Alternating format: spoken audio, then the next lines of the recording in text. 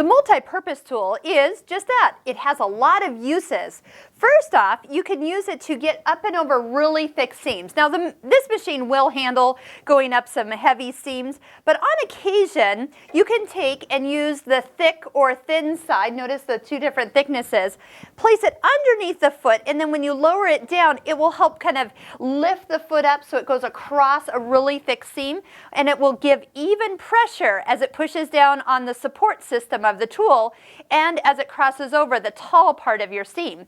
Once you've gone ahead and done some stitching here, you will find that you can do it. Let me just go ahead and do some stitching and stop it, and then stop with the needle down. Then you can use the tool to come out to the other side here. And you'll see that that foot stays nice and level. So it's almost like a little leveler. Sometimes too, I've used it when I'm starting on fabric that's kind of squishy or thick like some fleece, and you want to start right at the edge of it. You put your fabric in, and when you lower down that presser foot, that foot is just practically just hanging, just pointing right up at you. You can take the tool, put it behind the foot, and that way the very first stitch that you take is going to start where you want it to be and also not kind of get small and tiny as it's trying to travel up the mountain. So that's a great use for some of those thicker seams. Another use for it, do you notice there's a little hole in here?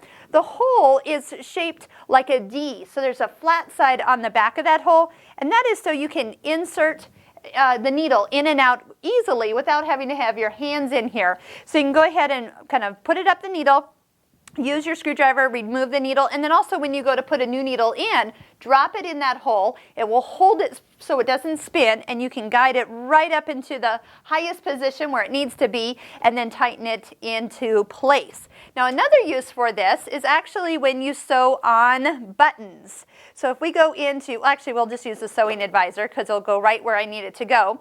And you'll notice that the presser foot is removed. There's no presser foot. And to sew a button on with a shank of thread, you can use this tool to give it just that. That's the little picture you see here. So you can put the button on top of the tool and then put the tool and button in, and then I just lower the needle down, lower the presser foot down, and then test the swing back and forth, because now the distance between the button and the fabric is separated by the tool. You'll have that little extra thread, so when you button something together, it has room to kind of hook in. So this is one tool that you'll always be reaching for, and now you know all of its uses.